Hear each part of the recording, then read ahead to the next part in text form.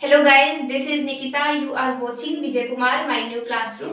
आज हम लेकर आए हैं संस्कृत की आंसर की जो परीक्षा आपके आज संपन्न हुई है। आइए देख लेते हैं कि उसमें आपके कितने प्रश्नों के उत्तर उचित हैं और कितने के गलत हैं। स्क्रीन पर आप देख सकते हैं। पहला प्रश्न था हमारा अपठित अवबोधनम, जिसमें आपको एक गद्यांश दिया गया था और उसके जो है आपने उत्तर देने थे। 5 प्रश्न दिए हुए हैं, प्रत्येक प्रश्न 2 अंकों का था और ये बहुत ही सरल था। रामायण के पात्र हैं प्रभु श्री राम, उनसे संबंधित ये गद्यांश था, तो ये सबसे सरल प्रश्न था। द्वितीय प्रश्न की ओर चलते हैं। रचनात्मकम कार्यम दिया गया था और इसमें ये एप्लीकेशन दी हुई है, आपको पत्र दिया हुआ है और नीचे मंजूषा में जो 5 आपको ऑप्शन दिए गए हैं, ये ऑप्शन आपने करेक्ट फिल करने थे। आइए देखते हैं इनके क्या क्या उत्तर थे। पहला है, इसमें आ जाएगा सेवायाम, सेवा में प्रधानाचार्य महोदय, फिर आपके विद्यालय का नाम, फिर खंड और जिले का नाम है। उसके बाद आना था इसमें डैश निवेदनम अस्ति, सविनय द्वितीय आंसर है, द्वितीय जो उत्तर है वो है सविनय। उसके बाद आ जाना था अस्मि, तृतीय में आ जाना था अस्मि की आज जो है मैं बीमार हूँ या कोई कारण इसमें दिया हुआ है जो भी। तृतीय चतुर्थ आ जाना था इसमें अवकाशम, अवकाशम चौथे नंबर पे आपने फिल करना था अवकाशम। और फिर अंतिम में जो है नाम दिया हुआ है देवदत्त, तो वो नाम आ जाना था। आई होप आप ये 5 आपको मंजूषा दिए हुए हैं, जो ये आपने इधर से सीरीज स्टार्ट करके उधर तक ले जाने थे, यही इनके आंसर हैं, इसी प्रकार से दिए हुए हैं। अगले प्रश्न पर चलते हैं। चित्र को देख करके आपने आंसर देने थे, चित्र को देख करके आपने सही उत्तर देने थे। मंजूषा आपको इस प्रकार से दी हुई है, तो यदि आपने ध्यान लगाया होगा तो ये जो है मंजूषा, ये उत्तर कुंजिका इसी प्रकार से चल रही है, इधर से लेके ये सारे इसके आंसर हैं। तो देख लेते हैं। पहले में आ जाना था इदम चित्रम, ये आपको चित्र दिखाया हुआ है कि ये चित्र क्या दर्शा रहा है। इदम चित्रम ग्रहस्य अस्ति, ये जो चित्र जो है वो ग्रह का है। उसमें है दूसरा है डैश पित्रम प्रणमति, पुत्र जो है पुत्रः पित्रम प्रणमति, जो बेटा जो है वो पिता को प्रणाम करता है। तृतीय में है डैश पुत्राय है आशीर्वादम यच्छति, पिता जो है वो पुत्र को आशीर्वाद देता है। तो तीसरे में आना था पिता, पहले में इदम चित्रम, द्वितीय में पुत्रम, तृतीय में पिता, चतुर्थ में आ जाना था पुत्री और पंचम में आ जाना था बहू। अगले प्रश्न की ओर बढ़ते हैं। आप देख सकते हैं स्क्रीन पर खंड ग में है ये पठित अवबोधनम आया हुआ था। ये सबसे सरल आपके पाठ्यक्रम में से ही उद्धृत किया गया था गद्यांश, और सप्रसंग आपने इसकी व्याख्या करनी थी, हिंदी करनी थी आपने इसकी। और उसके बाद आता है श्लोक। 5 नंबर का एक श्लोक करके आना था, या तो गुणा गुणेषु गुणा भवन्ति, या फिर आपने दूसरा कराना था स भगधन्वा। और छठे प्रश्न की ओर चलिए, स्क्रीन पर आप देख सकते हैं छठा प्रश्न। इसमें आपने किन्हीं 2 सूक्तियों का भाव लिखना था और 4 दी गई हैं, इनमें से आपने 2 करनी थी। ये प्रश्न में बहुत ही सरल था। 7वां है कि गद्यांश को पढ़ करके प्रश्न उत्तर आपने लिखने थे। गद्यांश पठित्वा प्रश्नोत्तराणि लिखत, तो गद्य को पढ़ करके आपने उसके उत्तर देने थे। ये भी आपका बहुत ही सरल था, मात्र 2 ही प्रश्न थे इसमें भी। और अगला प्रश्न आप स्क्रीन पर देख सकते हैं, प्रश्न 8। इसमें भी 2 प्रश्न दे रखे हैं। ये आपकी पुस्तक में से ही सुभाषितानी जो पाठ है उसमें से ही श्लोक आया हुआ है, श्लोक है 2। तो के तुष्यन्ति, तो आपने इसमें लिखना था सर्वे जन्नाः तुष्यन्ति, ये आपने लिख देना था। अगला है जन्तवः केन तुष्यन्ति, तो प्रिय वाक्य प्रदानेन, प्रिय वाक्य बोलने से जो है सभी लोग खुश होते हैं, ये इसका उत्तर था। और अब हम चलते हैं अपने अगले प्रश्न की ओर।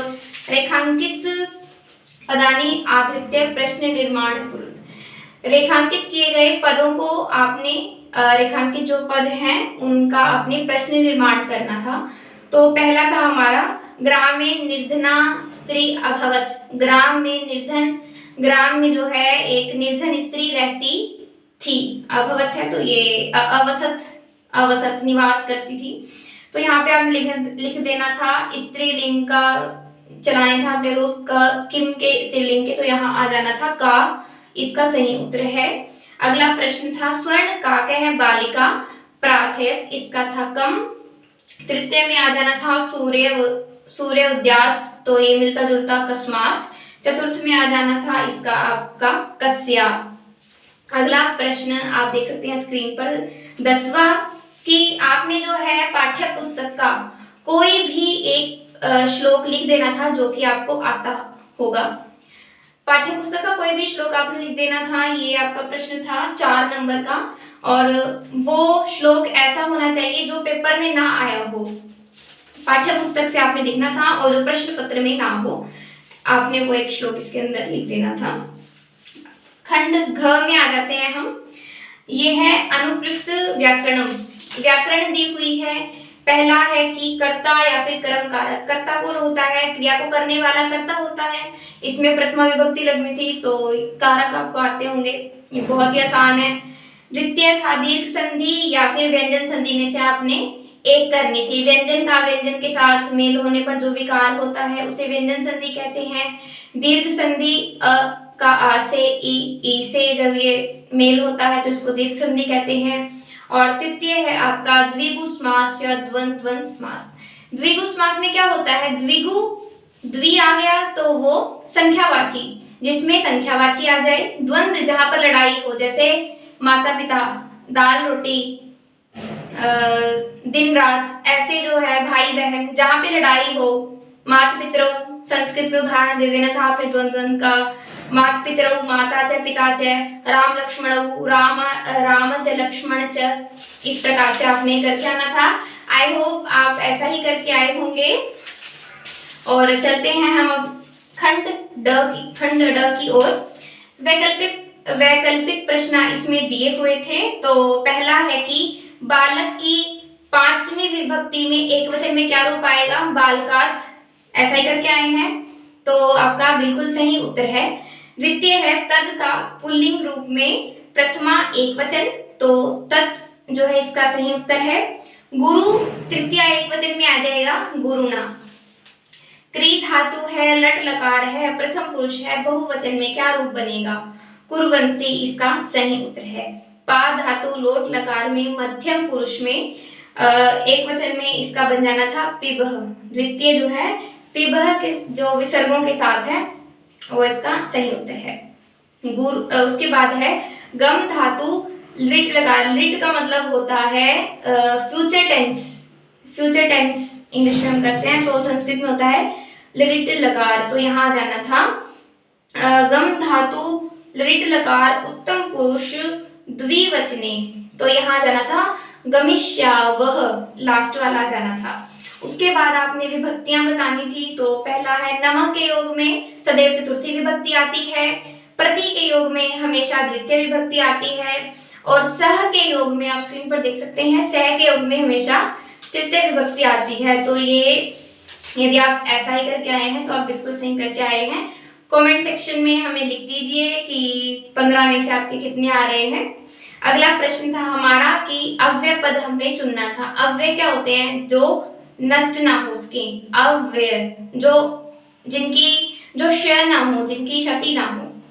पहला था वित्तमेति रिक्त स्थान याति च, इसका आ जाना था च।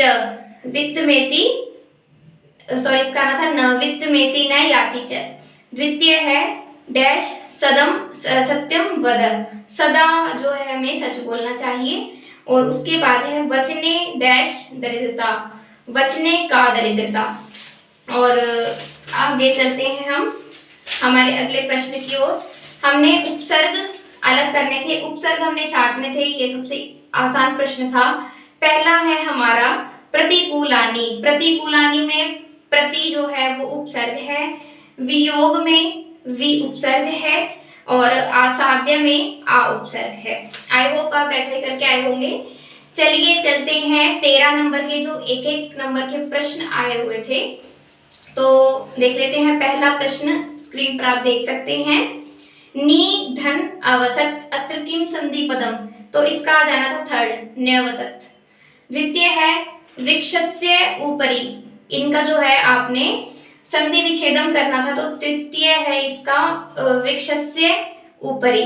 फिर है नागा नाम इंद्र, नगेंद्र जो है इसका समस्त पद है। ग्रह ग्रहोद्यनम अत्र की विग्रह पदम, गृहस्य उद्यानम, घर का बाग उद्यान। फिर है निक्षिप्य में आपने प्रत्यय छाटना था, ल प्रत्यय आ जाएगा। वृद्ध धन टाप, वृद्धा आ जाएगा। ईश्वर का जो है पर्यायवाची क्या है, प्रभु। देखिए प्रभु ऑप्शन पहला भी प्रभु है और लास्ट वाला भी प्रभु है, लेकिन जो सार्थक है और जो शुद्ध है वो आपने लिखना था। आई होप आप थर्ड ही लिख के आए होंगे, तो आपका बिल्कुल सही है। अगला आ जाइए कि नारी का जो है आपने पर्यायवाची शब्द लिखना था स्त्री, तीसरा ऑप्शन इसका बिल्कुल करेक्ट है। श्वेत का आपने विलोम पद लिखना है, श्वेत का आ जाएगा इसमें कृष्ण, क्योंकि कृष्ण जो है काले होते हैं, तो कृष्ण इसका सही उत्तर है। फिर आ जाएगा ऊपरी, ऊपरी का आ जाएगा अधः, अधः मीन्स नीचे, ऊपरी मैंने ऊपर, तो लास्ट वाला ऑप्शन इसका करेक्ट है। उसके बाद आ जाइए 50 और 60, इनको जो है इनमें हमने शुद्ध पद चुनने थे। 50 को हम क्या कहते होते हैं, पंचाशत, और 60 को हम क्या कहते होते हैं, षष्ठी। तो ये जो लास्ट के जो दोनों है पंचाशत और षष्ठी ही, ये दोनों बिल्कुल करेक्ट आंसर हैं इसके। और जटायु का जो है आपने विलोम पद बताना था, जटायु का आ जाना था, जटायु का इसमें आ जाएगा वृद्ध, जटायु का जाएगा वृद्ध। तो आई होप कि आपको ये वीडियो पसंद आया होगा। So please like share and comment कर दीजिए, और कमेंट में अपने मार्क्स भी बता दीजिए कि कितने आ रहे हैं। 80 में से 13 मार्क्स के तो मैंने आपको एक एक नंबर वाले करवाए हैं, और 4-4 नंबर के 5-5 नंबर के गद्यांश हैं, और रचनात्मक कार्य है, चित्र लेखन भी 5 नंबर का है। तो लिख दीजिए कमेंट सेक्शन में कि 80 में से आपके कितने मार्क्स आ रहे हैं। Thank you.